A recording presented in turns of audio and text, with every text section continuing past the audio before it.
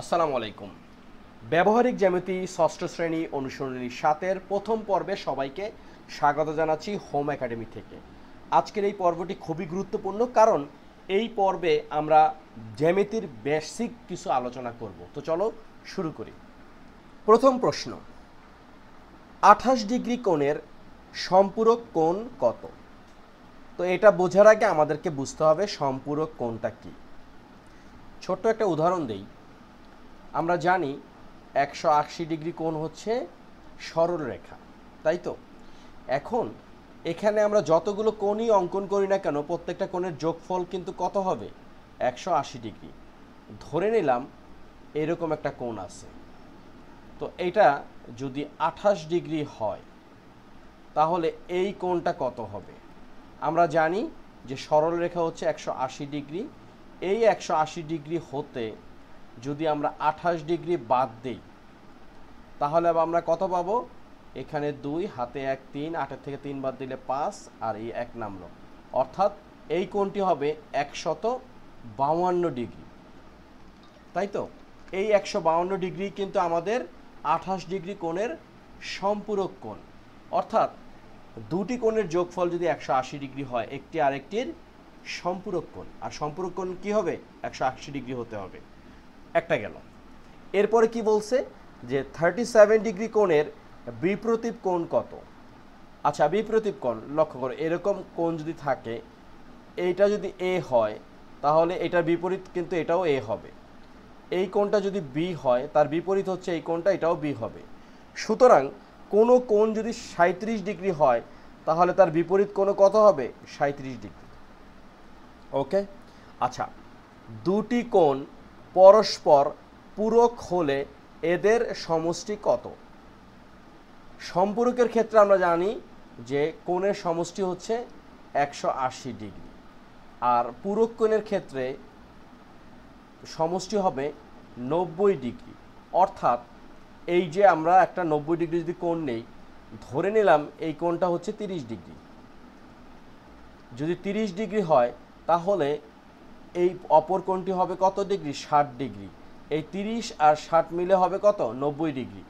সুতরাং দুটি কোণ পরস্পর পূরক হলে এদের সমষ্টি কত হবে? 90 ডিগ্রি। প্রশ্ন নাম্বার 4, এখানে লেখা আছে ত্রিকোণীয় একটি কোণ 45 ডিগ্রি হলে অপর বৃহত্তর কোণটি কত হবে? আচ্ছা, এখানে বলছে কি 45 ডিগ্রি। এই 45 ডিগ্রিতে একবার একটা ব্যাপার আছে, এটা আমাদের একটু বুঝতে হবে। ব্যাপারটা হচ্ছে এরকম যে আমরা একটা কোণ আঁকি, লক্ষ্য করো, এটা একটা সমকোণী ত্রিভুজ, তাই না? এখানে এই কোণটা হচ্ছে 90 ডিগ্রি। এখন মজার ব্যাপার হচ্ছে আমরা জানি যে ত্রিভুজের তিন কোণের সমষ্টি হচ্ছে কত? 180 ডিগ্রি। মানে যত কোণই থাকুক না কেন এদের যোগফল কত হবে? 180 ডিগ্রি হবে। এখন একটা কোণ যদি 45 ডিগ্রি হয় তাহলে ইন্টারেস্টিং বিষয় হচ্ছে 45 ডিগ্রির ক্ষেত্রে আর একটা কোণ কিন্তু 45 ডিগ্রি হবে, আর দুইটা কোণ যদি 45 45 হয়ে যায় তাহলে কত হলো? 90 হলো। অর্থাৎ 45 যোগ 45 যোগ আর একটা কোণ কত হবে? 90। দুইটা মিলে, তিনটা মিলে কত হবে? 180 ডিগ্রি। সুতরাং এক্ষেত্রে বৃহত্তম কোণ হবে 90 ডিগ্রি। আশা করি এটা আমরা সবাই বুঝতে পারছি। আচ্ছা, এরপরের প্রশ্নটা খুব ইন্টারেস্টিং। সম্পাদ্যের ক্ষেত্রে যাহা দেওয়া থাকে তাহাই উপাত্ত, এটা ঠিক। আমাদের তথ্য ছাড়া তো আমরা কাজ করতে পারবো না।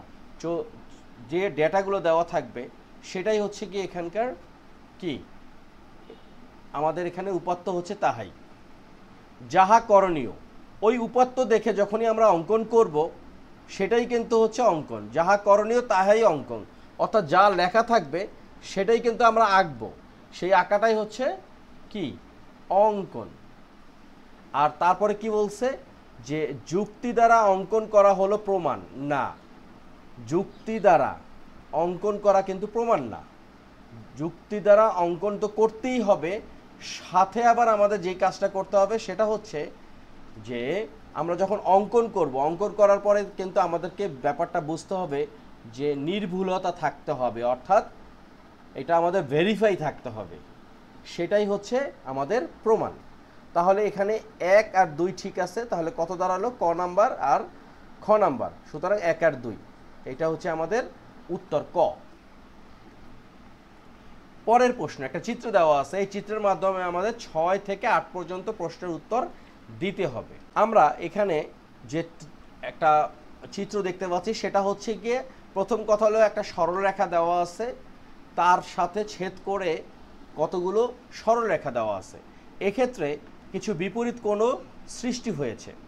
প্রথম কথা হচ্ছে যে 6 নাম্বার, এ কোণ কত?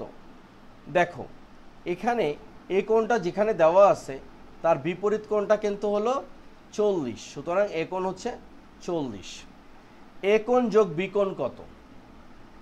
এখন আমরা এ কোণ অলরেডি পাইছি 40, বি কোণের বিপরীত কোণ কত আছে? 50 ডিগ্রি, সুতরাং বি কোণটা হচ্ছে 50 ডিগ্রি। তাহলে যদি আমরা যোগ করি কত পাবো? 90 ডিগ্রি, সুতরাং এই জায়গাটাতে হচ্ছে 90 ডিগ্রি। তাহলে দেখো যে 50 আর 40 90, আর এই যোগটা হচ্ছে হলো গিয়ে 90, তাই না? এইটা কিন্তু আমাদের সি কোণ। ওকে, সুতরাং আমরা দেখতে পাচ্ছি যে এ কোণ যোগ বি কোণ সমান আসতেছে 90 ডিগ্রি। এরপরে বলছে সি কোণ কত? এই যে আমরা সি কোণ অলরেডি বের করছি, সেটা হচ্ছে 90 ডিগ্রি। আচ্ছা, এখানে বলছে চাঁদার সাহায্যে আঁকা যায়। চাঁদার কথা যদি আমরা একটু চিন্তা করি, চাঁদা একটা অর্ধবৃত্তকার স্কেলের মতন। চাঁদার মাধ্যমে আমরা কিন্তু 45 ডিগ্রি আঁকতে পারবো, 155 ডিগ্রিও আঁকতে পারবো, কারণ এইরকমভাবে চাঁদাটা থাকে। তো সেক্ষেত্রে এই বিষয়টা কিন্তু 180 ডিগ্রি। সুতরাং এই 0 থেকে শুরু করে একদম 10 20 30 এরকম করতে করতে আমরা 180 ডিগ্রি পর্যন্ত আঁকতে পারবো। তার মধ্যে 155 যদি থাকে এটাও আঁকতে পারবো, কিন্তু সমস্যা হচ্ছে চাঁদার মাধ্যমে আমরা বৃত্ত আঁকতে পারবো না। ওকে, বৃত্ত আঁকতে গেলে আমাদের কম্পাসের প্রয়োজন হবে। তো আমাদের এখানে উত্তর হচ্ছে 1 নাম্বার আর 2 নাম্বার, সেটা হচ্ছে ক। তো আশা করি এই ভিডিওটা তোমাদের কাজে লাগবে। আমরা প্রথম পর্ব শুরু করলাম এবং শেষও করলাম। আগামী পর্বে আমরা আরেকটু বিস্তারিত আলোচনা করব, এবং এখন থেকে প্রায়ই ব্যবহারিক জ্যামিতি বা বেসিক জ্যামিতি নিয়ে আমরা কিছু আলোচনা করব। এতে সুবিধা হবে কি, আমরা যখন বড় কোনো প্রশ্নের সমাধান করতে যাব তখন আমাদের বেসিক আইডিয়া থাকার কারণে ওই প্রশ্নের উত্তর খুব সহজেই লিখতে পারবো। তো আজকের ভিডিওটা এখানেই শেষ করব। তোমাদের ভিডিওটা কাজে লাগলে প্লিজ সাবস্ক্রাইব করবে। Thank you.